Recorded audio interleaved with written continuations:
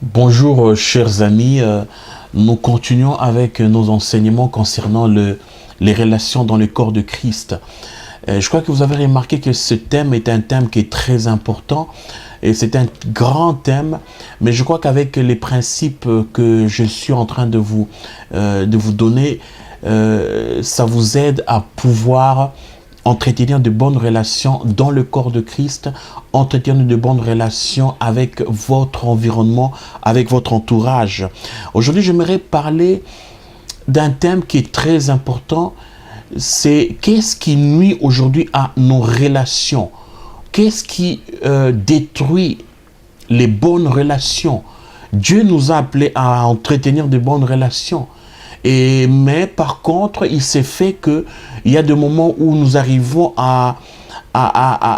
nous arrivons à des crises, nous arrivons à des moments difficiles dans nos relations. Et pour cela, pour savoir qu'est-ce qui nous nuit dans nos relations, et j'aimerais que nous puissions voir dans le livre de Genèse, le chapitre 3. Dans Genèse chapitre 3, nous voyons que les relations entre Dieu et l'homme étaient coupées à cause du péché. Donc, l'homme, à la personne d'Adam et Ève, ont laissé passer le péché dans leur vie et les relations, et ils ne pouvaient plus être dans la présence de Dieu. Donc, aujourd'hui, mes frères et mes sœurs, la seule raison de crise dans nos relations, c'est le péché. Le péché, c'est ça qui détruit les relations entre l'homme et son créateur. Le péché, c'est ça qui détruit les relations entre l'homme et son prochain. Et les péchés, c'est ça qui détruit les relations entre l'homme avec lui-même. Parce que comme l'homme pêche, l'homme est séparé de Dieu. Comme la parole dit, Dieu dit dans Ésaïe 59, le verset 1, que la main de l'Éternel n'est pas courte, n'est pas trop courte pour sauver. Donc, mais ce sont vos péchés, ni son oreille trop dure pour entendre, mais ce sont vos crimes qui mettent une séparation. Donc, quand il y a un péché, quand il y a une multiplication de transgressions et iniquités, l'homme est séparé de Dieu. Donc, les péchés également séparent l'homme de son prochain. Pourquoi? Parce que quand l'homme est égocentrique, comme l'homme est orgueilleux, il ne peut pas entretenir de bonnes relations avec son environnement. Et donc, on va dire que le péché, c'est ça qui détruit nos relations avec notre prochain, avec notre Créateur. Le péché, c'est ça qui nous détruit nous-mêmes.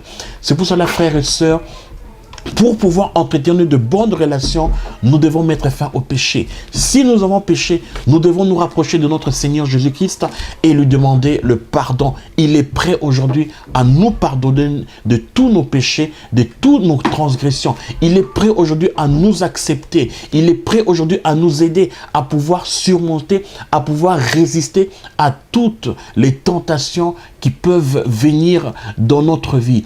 C'est pour cela que nous devons aujourd'hui nous rapprocher du Seigneur. Nous devons aujourd'hui nous rapprocher les uns des autres. Nous devons aujourd'hui avoir une harmonie dans notre cœur, dans notre vie, pour avoir de bonnes relations avec notre Créateur, avec notre prochain et avec soi-même. C'est ce que j'allais dire premièrement. Deuxièmement, pour qu'il n'y ait pas une destruction dans nos relations, mes frères et mes sœurs, nous devons savoir que les relations ont besoin d'une réciprocité. Quand il n'y a pas de réciprocité dans les relations se détruisent.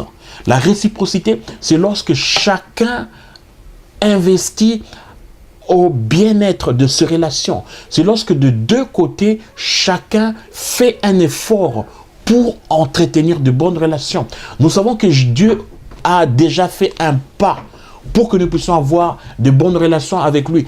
Il a tant aimé le monde qu'il a donné son Fils.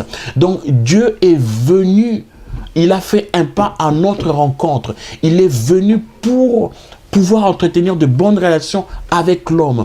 Et c'est de notre côté de constamment être en communion avec notre Seigneur.